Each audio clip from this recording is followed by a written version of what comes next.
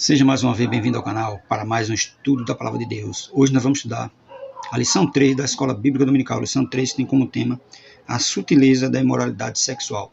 Terceiro trimestre de 2022. Terceiro trimestre tem o tema os ataques contra a Igreja de Cristo, as sutilezas de Satanás nesses dias que antecedem a volta de Jesus.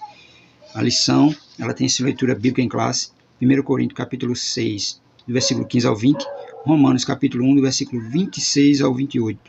O objetivo da lição, primeiro, explicar a revolução sexual na sociedade atual. Segundo, pontuar a pecaminosidade do relacionamento pré-conjugal, extraconjugal e homossexual. Terceiro, apresentar o padrão bíblico para o relacionamento sexual. A lição está dividida em 3 pontos. Seu primeiro ponto, a revolução sexual, dividida em 2 subpontos. Segundo ponto, as principais distorções da sexualidade sadia, dividida em 3 subpontos. E o terceiro ponto, o padrão bíblico para uma sexualidade sadia. Agradecendo a você que está inscrito no canal, você que tem curtido, comentado, continue fazendo isso. Se você não assistiu o vídeo todo, mas nos ajude, curta, porque cada vez que o vídeo é curtido, o YouTube vai indicar os vídeos para mais pessoas. E quando ele vê que ele tem uma baixa curtida, ele não indica o vídeo para mais, né? E termina muitas vezes ele tirando até o vídeo da plataforma. Então peço a ajuda de vocês para quando assistir o vídeo, se não terminar, mas mesmo assim curta para nos ajudar. E você que não é inscrito, aproveita para se inscrever, é de graça, não paga nada. Leitura bíblica em classe, diz assim, 1 Coríntios capítulo 6, do versículo 15 ao 20. Não sabeis vós que os vossos corpos são membros de Cristo? Tomarei, pois, os membros de Cristo e falo-eis membro de uma meretriz? Não, por certo. Ou não sabeis que o que se ajunta com a meretriz faz-se um corpo com ela? Porque serão, disse dois, uma só carne. Mas o que se ajunta com o Senhor é um mesmo espírito. Fugir da prostituição. Todo pecado que o homem comete é fora do corpo, mas o que se prostitui peca contra o seu próprio corpo. Ou não sabeis que o nosso corpo é o templo do Espírito Santo que habita em vós, proveniente de Deus, e que não sois de vós mesmos, porque foste comprado por bom preço. Glorificai, pois, a Deus no vosso corpo e no vosso espírito, os quais pertencem a Deus. Nosso corpo e nosso espírito pertencem a Deus, não pertence a nós. Tudo pertence a Ele. Romanos capítulo 1, do versículo 26 ao 28. Pelo que Deus os abandonou às paixões infames, porque até as suas mulheres mudaram o uso natural, no contrário à natureza. E semelhantemente, também os varões, deixando o uso natural da mulher, se inflamaram em sua sensualidade, uns para com os outros, varão com varão, cometendo torpeza e recebendo em si mesmo a recompensa que o convinha ao seu erro. E como eles não se importaram de ter conhecido a Deus, assim Deus os entregou a um sentimento perverso para fazerem coisas que não convêm. Veja, eles não se importaram de conhecer a Deus, não tiveram desejo, não se interessaram de ter um pleno conhecimento de Deus, e Deus entregou eles a um sentimento perverso, e começaram a fazer coisas que não convêm. Por quê? Porque não tiveram interesse de Deus. Mesmo Deus criando ele, mesmo Deus fazendo tudo pelo homem, o homem não teve interesse de Deus, e Deus deixou ele de mão. Certo? Vive do jeito que tu queres, porque é assim que Deus faz. Deus ele faz tudo por nós, mas quando vê que nós não queremos nada com ele, ele nos deixa de mão, e foi o que aconteceu. Isso que ele vai dizer. E como eles não se importaram de ter conhecimento de Deus, assim Deus entregou um sentimento perverso para fazer coisas que não convêm, tá vendo? Nosso textuário vai dizer, fugir da prostituição. Todo pecado que o homem comete é fora do corpo, mas o que se prostitui peca contra o seu próprio corpo. 1 Coríntios capítulo 6, verso 18. Verdade e prática vai dizer para nós, as Escrituras condenam toda forma de prática sexual fora da esfera do casamento constituída por Deus. Tá vendo? Toda forma de prática sexual fora da esfera do casamento constituída por Deus é pecado. Embora o homem hoje está aí fazendo leis, fazendo regulamentações para dar apoio a movimentos sexuais que são contrários à palavra de Deus, né? O homem faz isso, mas para Deus é pecado. O homem pode dizer que não, pode dizer que é natural, achar que é natural, mas para Deus é pecado. Deus condena. Quero também agradecer a você que é inscrito no canal, que tem curtido, comentado. Continue fazendo isso. Continue fazendo isso que você está nos ajudando. E como eu disse, você que não é inscrito, aproveita e se inscreve, né? Introdução da nossa lição diz assim. Nesta lição abordaremos questões relacionadas à sexualidade. Destacaremos que a revolução sexual provocou grande mudança na forma como a sexualidade era vista e praticada no Ocidente. Práticas antes vistas como pecaminosas e até mesmo criminosas passaram a ser tratadas com naturalidade e normalidade. Antigamente, a sexualidade ela não era tão exposta como está hoje, né? Ela era escondida. O homossexualismo era escondido. Mas hoje não, hoje está aberto. Tem apoio, tem leis, tudo favorecendo práticas pecaminosas que Deus condena. O que era escondido, hoje está liberado. Tanto em rede social, televisiva, rádio, tudo está exposto. Tudo está à vontade.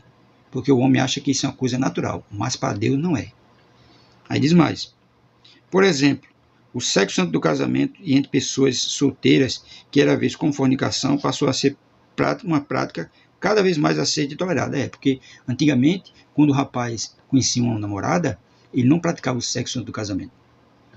Ele esperava casar para depois terem suas relações sexuais. Hoje não. Fazem antes. E muitas vezes não se casam. Somente se ajuntam. E para a sociedade atual isso é uma coisa normal, uma coisa natural. Mas para Deus não é. É pecado. O sexo tem que ser feito após o casamento. Mas para a sociedade atual não. Isso é coisa de gente ignorante, de tradições passadas. Mas para Deus isso é pecado. Não é tradições passadas de gente ignorante. É uma normalização, é um conceito divino. O sexo tem que ser praticado após o casamento. Aí diz mais. Da mesma forma, o adultério, que já foi tratado como crime, também passou a ser visto com naturalidade, bem como a normalização da homossexualidade. Cara, adultério antigamente era crime. Isso era presa. E no tempo da antiguidade, quando uma mulher e um homem eram pegos no ato de adultério, eles dois eram o quê? Apedrejados até a morte. Era um crime. Para Deus é um crime. Para a sociedade atual, não, ele está vendo como natural. É por isso que hoje muitos casam hoje, deixa amanhã, casa de novo, trai, briga, entra na justiça, tudinho, mas para eles é como se fosse uma coisa natural. Mas para Deus não é pecado. Da mesma forma, a homossexualidade, Deus condena a homossexualidade. Se você for ver lá no livro de Levítico, capítulo 18, versículo 22, diz assim: não pratica homossexualidade, tendo relações sexuais com outro homem como se fosse uma mulher. Isso é detestável. Em outra tradução vai dizer, isso é abominação. Veja, Deus condena. Deus não aceita a homossexualidade. Deus não aceita, mas a sociedade odierna acha uma coisa natural, uma coisa normal. E quem falar contra essas coisas, muitas vezes recebe até um processo. Mas a Bíblia deixa bem claro que Deus não aceita isso. Deus condena. Primeiro ponto, a revolução sexual. Primeiro subponto, um novo paradigma para a sexualidade. O paradigma judaico-cristão moldou a cultura ocidental durante séculos. Dentro desse modelo cultural, os valores morais prevalecentes eram aqueles extraídos da Bíblia ou inferidos a partir dela. Nesse aspecto, a sexualidade humana era vista como algo sagrado e que, portanto, deveria ser exercida dentro dos parâmetros estabelecidos por esse modelo, é claro. Antigamente, tudo era regido pela Bíblia Sagrada, até a sexualidade. Mas com o passar do tempo, isso foi ficando de lado. Não estão andando mais pelos conceitos bíblicos, estão andando mais pelos conceitos humanos. E no conceito humano, o modelo sagrado foi deixado de lado. E vão agora no modelo humano. Por isso que ele diz, dentro dos parâmetros estabelecidos por esse modelo. Dessa forma, as relações sexuais deveriam ser heterossexuais e monogâmicas. Heterossexuais, um homem e uma mulher. E um casal. Monogâmica. Não vários casais. Não várias pessoas. Que hoje tem pessoas por aí que moram, tem várias mulheres. Casa com uma, vai para a casa de outra e fica nesse. Né? Isso aqui é adultério. Perante Deus é pecado. Mas para a sociedade atual, para eles acham uma coisa normal, mas não é. Aí diz mais, dessa forma as relações sexuais devem ser heterossexuais e monogâmicas, não sendo consideradas normais ou aceitas nenhuma outra forma de expressão sexual. É claro, nenhuma outra forma de expressão sexual é aceita por Deus. Por isso que lá em Gênesis 1:27 ele vai dizer, Deus criou o homem à imagem e semelhança, os criou. A imagem de Deus os criou, macho e fêmea, um homem e uma mulher. Não foi criado 2 homens, não foi criado 2 mulheres, foi um homem e uma mulher. Para ter relações sexuais, por quê? Para procriação, para crescer e multiplicar a humanidade. E não para fazer atos pecaminosos, como estamos vendo na atualidade de hoje. Havia, portanto, uma visão conservadora sobre a forma como a sexualidade deveria se expressar, né? Uma visão conservadora de como a sexualidade deveria ser expressada. De forma o quê? De forma coerente. De forma que não fosse exposto para todo mundo. Hoje não, hoje a sexualidade está exposta para todo mundo. É gente andando pelado, é gente andando seminu, e ninguém fala nada. Porque para eles isso é uma coisa normal, mas para Deus é pecado. Segundo subponto, a quebra de um tabu. A partir dos anos de 1960, o Ocidente passou por grandes mudanças sociais. Os movimentos de constatação, principalmente da moral cristã, ganham cada vez mais visibilidade. Com a chegada da TV, a contracultura chega com muito mais força e de uma forma muito mais presente nos lares, cara, porque a TV está dentro das casas e a TV ela leva informação, a TV ela leva visibilidade e muitos programas, muitos filmes, tudo mostrando sensualidade. Muitas vezes cena de sexo, em novelas, em filmes, tudo isso a TV trouxe para dentro dos lares, coisa que antigamente não existia. Diz mais, os historiadores observam, por exemplo, que a contracepção e a nudez em público e outras formas alternativas de sexualidade, bem como a legalização do aborto, foram fenômenos que começaram a ganhar força nas sociedades ocidentais a partir dessa época, claro, porque a TV trouxe a informação, a TV trouxe a visibilidade, e com isso eles aproveitaram para quê? Para imputar na cabeça do povo essas coisas, como se fossem coisas normais, aborto, sexo, nudez, depravação, tudo isso. Aí diz mais, dessa forma a sexualidade, conforme definida pelo cristianismo, passou a ser considerada um tabu a ser quebrado. A partir dessa época, né? A partir dessa época, né? Dessa forma a sexualidade, conforme definida pelo cristianismo, passou a ser um tabu a ser quebrado, claro, porque o cristianismo estava conservando a sexualidade, conservando a família. E a partir da televisão, que tudo isso veio sendo imputado na cabeça do povo, foi um tabu a ser quebrado. Aí diz mais, a partir dos anos 1980, cresce a indústria da pornografia e a relação sexual do casamento torna-se uma prática cada vez mais aceita, tá vendo? A partir dos anos 80. Né? A indústria da pornografia cresceu e o sexo, antes do casamento, torna-se uma prática mais aceita, claro, porque eles saíram infiltrando, né? Sutilmente na cabeça do povo que isso é uma coisa normal, que isso poderia acontecer, e aos poucos foi sendo aceito. Sentindo a pressão social e cultural, muitos dentro dos evangélicos passam a fazer concessões a essa nova moralidade. A relação sexual entre pessoas solteiras e o relacionamento extraconjugal e a homossexualidade passam a ser vistos com mais naturalidade, tá vendo? Até pelos cristãos, né? Relação sexual entre pessoas solteiras, adultério e homossexualidade passou até a ser considerado por os crentes coisas naturais. A gente sabe que não é. Pecado. Deus não aceita a homossexualidade. Deus não aceita o adultério. Deus não aceita relacionamentos entre casais solteiros. Ele aceita homem e mulher, casais casados. Homossexualidade não aceita. Adultério não aceita. Só que a partir dos anos 80, isso aí foi ficando até mais aceito com naturalidade pelos crentes, por alguns crentes, né? Mas a gente sabe que isso é errado. É contra a lei de Deus. Segundo ponto, as principais distorções da sexualidade sadia. Primeiro subponto, a prática da fornicação.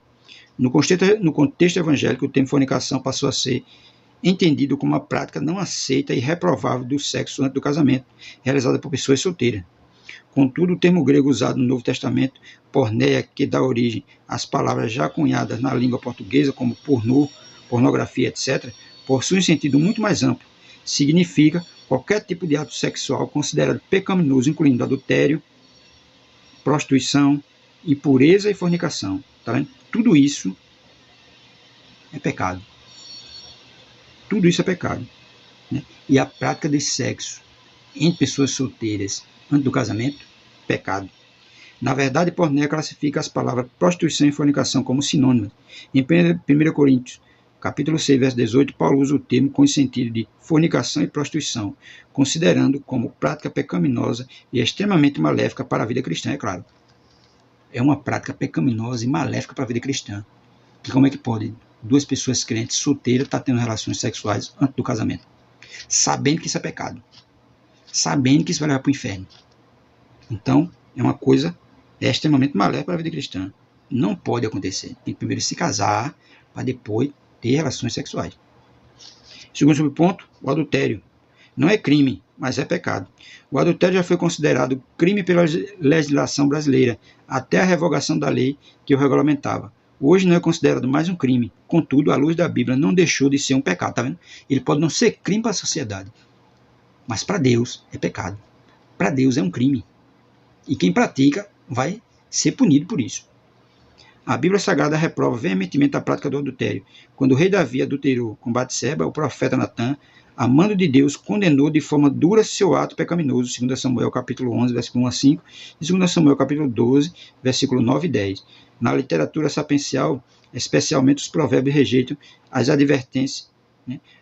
Os provérbios sobejam advertências contra essa prática. Provérbio capítulo 5, versículo 1 ao 23, e Jesus e seus apóstolos condenaram o adultério. Mateus capítulo 5, versículo 31 e 32, e 1 Coríntios capítulo 6, e o versículo 9. Mateus capítulo 5, versículo 31 e 32, que diz assim: também foi dito, quem se divorciar da esposa deverá conceder-lhe um certificado de divórcio.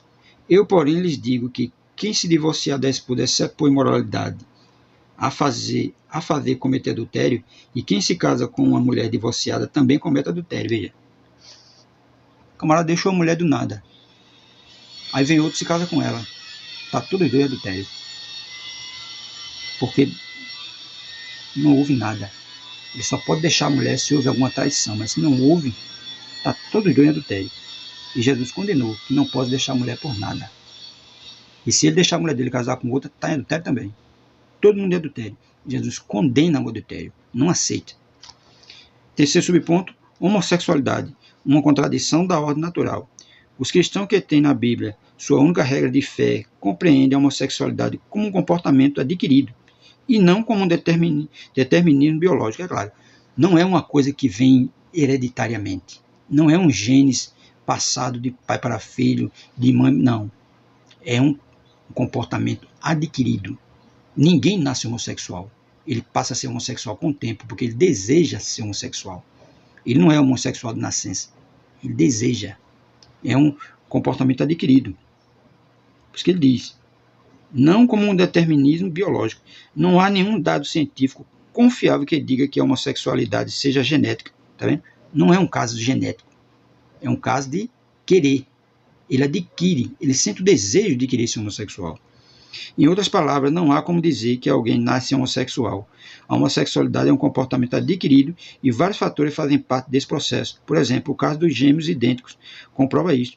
A realidade tem mostrado, e as pesquisas confirmam que há gêmeos que um é homossexual e o outro não. E por que os dois não são? Se são todos do mesmo genes. A composição genética deles são as mesmas. Gêmeos idênticos. Um homossexual e o outro não é. Por quê? Não deveriam os dois serem homossexuais? Mas não é. Porque é um comportamento adquirido. Aí ele diz mais. Se a homossexualidade fosse genética, isso jamais aconteceria. Em outras palavras, os gêmeos seriam homossexuais, pois possuem a mesma constituição genética. Mesmo contendo a mesma constituição genética, um é homossexual e o outro não. Então não é caso genético. É caso de adquirir. Ele adquiriu. Ele resolveu ser homossexual. Não é genético. É uma questão de adquirir. Adquirida. Ele quis ser. Ele se interessou. Ele sentiu desejo. E não é constituição genética. Assim, os cristãos conservadores que amam a palavra de Deus e o corpo de Cristo entendem que a reprovação da prática homossexual se dá por conta de esta ser contrária à ordem natural da criação, conforme registrado na Bíblia, e não o fruto de preconceito. Gênesis capítulo 1, do 1 ao 2, e Romanos 1, 26, 1 Coríntios capítulo 6, verso 9 e 10, 1 Timóteo 1 e 10, claro. O crente, ele não odeia o homossexual, ele odeia a prática, porque a prática é contrária à palavra de Deus. Mas os homossexuais nós amamos, porque são pessoas, são almas que precisam ser salvas. Mas nós amamos eles, não temos nada contra eles. Agora só nós não aceitamos a prática. A prática do homossexualismo nós não aceitamos, porque é abominação aos olhos de Deus. Quando a mulher foi pega no ato do adultério, foi já dizer a ela, vá em paz e não peques mais. Jesus perdoou o pecado dela, mas deixou um aviso ali para ela, olha, não peque mais não, senão vai vir sobre tu coisa pior. Então, não era para ela continuar no pecado. Ela foi liberta, não podia mais continuar no pecado. Ela tem que viver em santidade. Dessa mesma forma, homossexual. O crente, ele não tem nada a ver com o homossexual. Ele não tem raiva, não tem preconceito, nem nada. Ele só não aceita a prática do homossexualismo. Os homossexuais nós amamos, temos o maior prazer de conversar com eles se ele quiser ouvir falar de Jesus. Agora, aceitar o que ele faz, nós não aceitamos. Terceiro ponto, o padrão bíblico para uma sexualidade sadia. Primeiro subponto, o sexo atende uma necessidade da criação. Uma das principais razões da prática sexual está associada à procriação. Deus disse para o primeiro casal se multiplicar e encher a terra, Gênesis 1, 28. Sem a procriação não haveria perpetuação da espécie humana. É claro, se não houvesse o sexo entre o homem e a mulher, como é que a humanidade ia crescer e multiplicar? Porque não ia ter condições de ter filhos. E para ter um filho, tem que ter um homem e uma mulher. Um óvulo e um espermatozoide. Como dois homens vão poder procriar, como duas mulheres vão poder procriar? Não tem como. Sem a procriação não haveria perpetuação da espécie humana. O sexo, portanto, atende uma necessidade premente da criação. Tá vendo?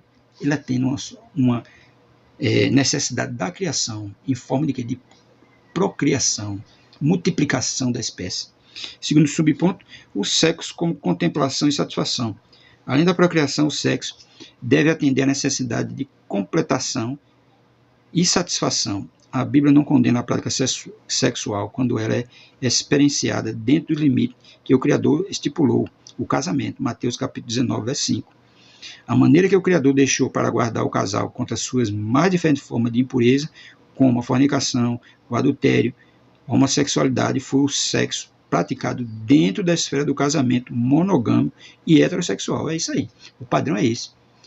O casamento monogâmico e heterossexual. Um homem e uma mulher. Contudo, convém dizer que o sexo no casamento não deve ser visto como um fardo, mas como um espaço no qual um se completa no outro. Também não deve ser visto apenas como um dever ou obrigação a ser praticado de forma mecânica e sem amor. Deve ser feito com amor, de forma que o casal se sinta satisfeito e realizado. Provérbio capítulo 5, versículo 18 e 19. É claro, porque fazer sexo só por fazer não é nada. Tem que fazer sexo com amor, quando há amor entre o homem e a mulher, para um satisfazendo a vontade do outro, fazendo com amor e carinho, não por obrigação, não por um fardo, mas fazendo com amor e carinho. Terceiro subponto, o pastorio cristão e a prática homossexual. Mesmo reprovado o comportamento homossexual por si ser incompatível com os valores cristãos, a igreja não deve de forma alguma deixar de enxergar a pessoa do homossexual como alguém que foi feito à imagem e semelhança de Deus. Claro, nós não devemos reprovar ninguém, nem deixar de proclamar o evangelho a ninguém, porque o homossexual, ele é imagem de Deus também, né? Então nós temos que quê? Acolher todos, não deixar ele desprovido da palavra de Deus. Ele diz mais assim, Gênesis 1, 26, e que, portanto, também por ele é amado. Evangelho de João, capítulo 3, verso 16. Mesmo que tenha sido desbotada pelo pecado, contudo, nenhum homem ou mulher deixou de ser a imagem de Deus, e como tal devem ser vistos e respeitados como pessoa. É claro, como pessoa nós respeitamos qualquer um, homossexual ou não. A feito eu disse, nós não aceitamos a prática do homossexualismo. Ele pode vir para nossas igrejas, vai ser bem recebido, vai ser bem acolhido, que ele possa vir se comportar como um ser humano, como filho de Deus, ele vai ser bem aceito.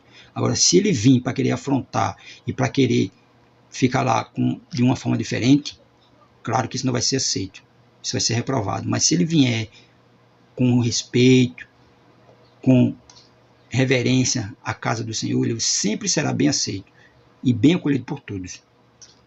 Diz mais: a igreja, portanto, não deve rejeitar o homossexual, como não deve rejeitar as demais pessoas que agem de forma contrária aos valores cristãos. Claro, a igreja não rejeita ninguém, elas que se acham rejeitadas pela igreja.